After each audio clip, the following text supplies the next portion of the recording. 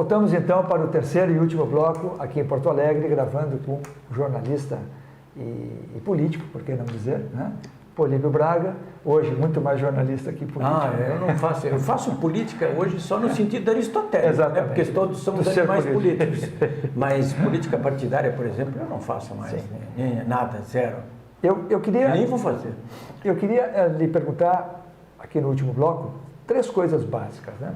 Primeiro, o senhor acha que o nível do debate hoje político tem alguma qualificação ou nós estamos devendo? Os nossos pensadores, aqueles que deveriam, pensadores, formadores de opinião, vamos colocar a imprensa junto, né? Nós estamos num bom nível ou já estivemos numa situação bem melhor em termos de intelectuais, filósofos e mesmo jornalistas, né? Olha, eu acho que você não vai gostar da minha resposta, sabe? Talvez nem os nossos telespectadores aí, mas eu acho que estamos num nível ótimo.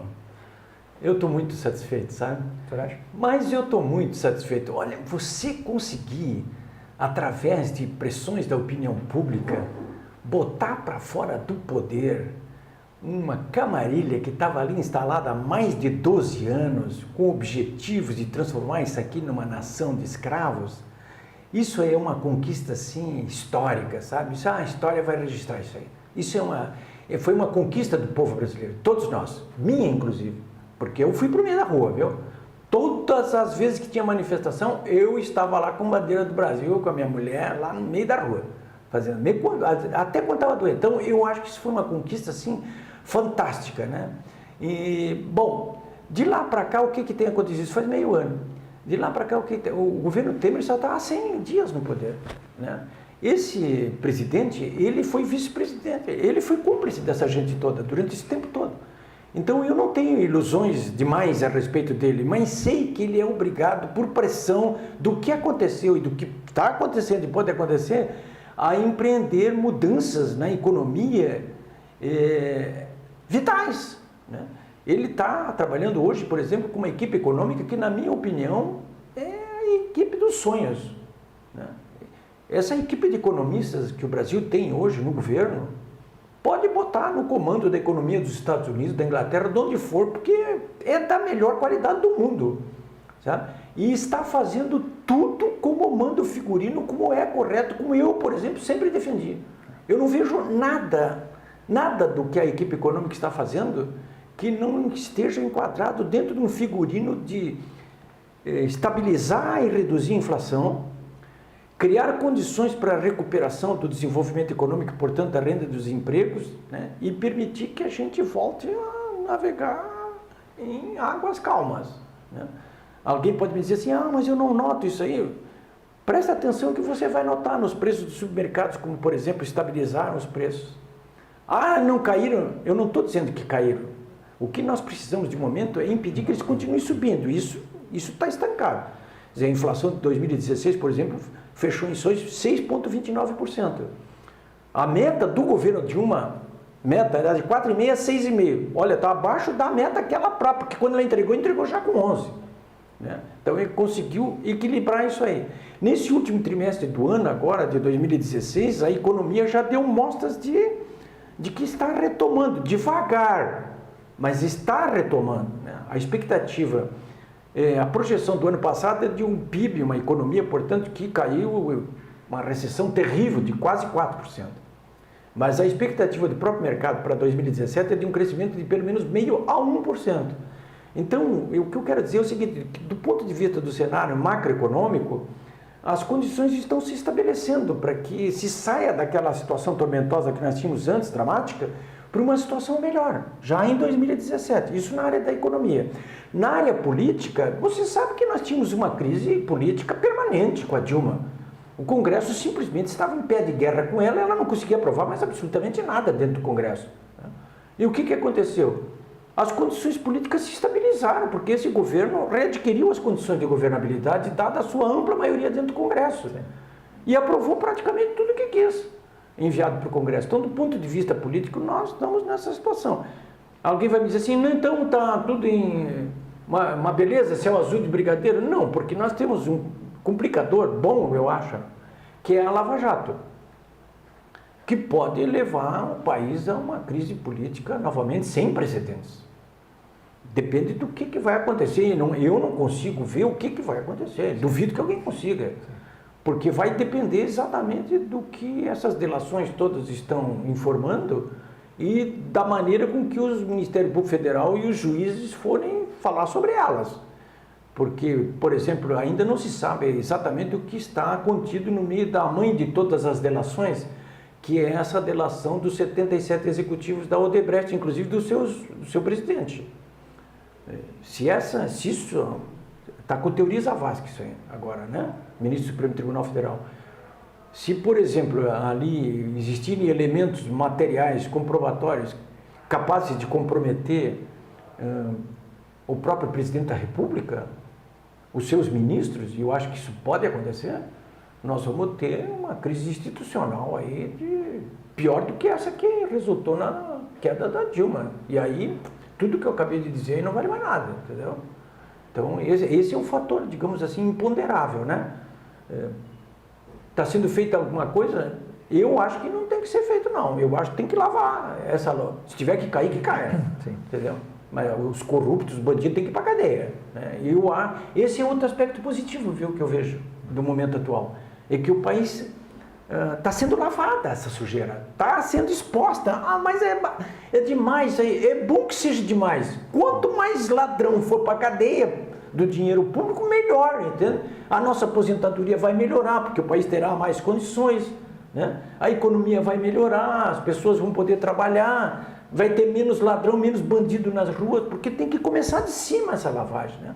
Em algum momento essa depuração tinha que acontecer. E está acontecendo, hein? Se alguém aí vai me dizer assim, não está acontecendo. Está acontecendo. Olha o que já tem de ex-deputado e ex-ministro na cadeia. Olha, não é nada. Nos últimos 6 meses nós derrubamos um presidente da República, não é isso? Botamos na cadeia o presidente da Câmara dos Deputados, o Eduardo Cunha. O ex-ministro da Casa Civil e da Fazenda, nós acabamos de dizer que Casa Civil e Fazenda tem essa força que eu acabei de dizer, não é? Pois o Palocci está na cadeia. E o Zé Dirceu? O homem com esse poder está na cadeia? Está na cadeia. O Zé Dirceu está na cadeia. E sem previsão de saída. Né? Ou sem previsão de sair. Ontem mesmo o Superior Tribunal de Justiça aí confirmou a condenação do ex-deputado Genu, que foi tesoureiro do PP, que era membro dessa organização criminosa. Está na cadeia. Então, isso não é nada. Para mim, isso é muita coisa. Não é por acaso que estão querendo matar o Moro, né? Que querem acabar com a Lava Jato, ou estão tentando no Congresso a todo momento aprovar leis lá que limitem as prerrogativas do Ministério Público Federal, da Polícia Federal e da Justiça Federal. Que ameacem, né? Ou que os coloquem sob ameaça, né? Sob ameaça. Eu imagino a tensão com que esse pessoal do Lava Jato está trabalhando, né? Mas o senhor acaba sendo, então, um otimista em relação ao futuro. Isso. Nós temos um futuro. Pois eu acho que isso deve nos deixar otimistas. Sem dúvida. Né? O que nós queremos mais? Né? O senhor, para fechar essa entrevista, o senhor, pelas suas posições, nós conversamos aqui fora do ar, que o senhor é bastante opiniático, né? Sim, sim. O senhor mantém as suas posições, isso é admirável. O senhor trabalhou em grandes veículos de imprensa, né? O senhor tem um currículo extenso na mídia, por que não dizer na grande mídia, na mídia nacional. Eu diria que eu não tenho mais um currículo, já tenho até uma biografia. Justo. O senhor, hoje, depois de tanto caminho percorrido, né? E com essas posições, o senhor acabou perseguido? O senhor fechou portas nesses veículos pela sua condição, pela sua forma de manifestar? Sim, eles fecharam as portas para mim, Eles fecharam as portas para mim. Todos eles. Eu não consegui me entender com eles. Né? Em muitos desses veículos eu fui demitido, né? Por exemplo, da RBS eu trabalhei ao longo desses 30, 40 anos, eu trabalhei lá 6 vezes. Comecei com o Maurício Sirotsky, né? Dessas 6 vezes, 3 vezes eles me demitiram. E por problemas de opinião, sabe? E 3 vezes eu os demiti. Né? Então, eu acabei... Eu hoje estou na internet só, trabalhando, né? Porque foi o que me sobrou, sabe? Eu fui lá para aquela... É a última trincheira, né? Sim. Porque não... Eu estou com as portas trancadas em todos os veículos de comunicação importantes, né, do Estado, né? Não tem... até porque, ultimamente, usando a internet também, eu critico também eles, né? Mas a imprensa, como um todo, ela, digamos assim, o senhor tem, portanto, uma crítica em relação à imprensa, né? Ela não cumpre o papel que poderia cumprir, de certa forma. Não, eu acho que cumpre, viu? Eu diria assim, a imprensa para mim, hoje no Brasil, é a de São Paulo, entendeu? Eu digo imprensa no sentido assim de uma mídia que influencia o poder e a opinião pública de um modo decisivo. Então, essa está em São Paulo. Claro que nós temos mais mídia, mais imprensa, né? Eu sou membro da imprensa, você também, mas nós não influenciamos de modo decisivo os poderes e a opinião pública. Influenciamos alguma coisa, mas não de modo decisivo, né? Então, mas a de São Paulo, sim. Então, o que manda mesmo no país é São Paulo, né? Aqueles grandes jornais, né? A Folha de São Paulo, o Estado de São Paulo, o Jornal Valor, a revista Veja, a revista Isto É, a revista Época, todos de São Paulo, né? E eu diria que mais a Rede Globo também tem um poder fantástico, né? De influenciar o poder e a opinião pública. Mas eu acho que se resume por aí, sabe? As coisas, né? O restante da mídia toda, eu acho que cada um cumpre o seu papel, sabe? Né? Podia ser melhor. Aqui, Porto Alegre mesmo, nossa mídia diária, aí podia ser melhor. O melhor dos jornais que nós temos em Porto Alegre é a Zero Hora. Podia ser melhor, mas não tem nem concorrência. Então, se você não tem concorrência, você também não tem muito motivo para melhorar, né? As suas demissões, em particular, resultaram de pressões externas ao veículo de comunicação? De tudo que é tipo, sabe? Eu fui demitido, assim, várias, do Correio do Povo uma vez, e da Band, por pressões do governo Olívio Dutra, por exemplo, e do governo Lula. Claro, assim, que eles me passaram, cortaram verbas de publicidade, ou você bota ele para a rua ou corta a verba de publicidade, entendeu? Claramente. Aliás, eu tenho isso registrado num livro chamado A Vanguarda do Atraso, né? Isso que eu estou dizendo para você aqui, eu escrevo com detalhes ali, tudo, né? Então, assim, ó, ligava para o diretor, por exemplo, o Bira Valtez, da Band, né? Ligava para ele e disse, olha, ou você bota esse cara na rua ou não tem mais verba de publicidade. Ele tentou resistir, eles cortaram a verba de publicidade. Aí não resistiu mais e me botou na rua, né? Do Correio do Povo eu fui posto na rua pelo doutor Renato Ribeiro, na época era o proprietário, e ele me disse, olha, eu vou te botar na rua porque eu quero que você toque o pau no governador Brito e você não quer tocar. E o jornal é meu, cai fora, entendeu? Ele tinha uma pendenga com o Brito lá, porque ele queria ficar de dono da CRT e o Brito não facilitou, digamos, né, as coisas. E eu era a favor do que o Brito estava fazendo, ele era contra. Entramos em conflito, né?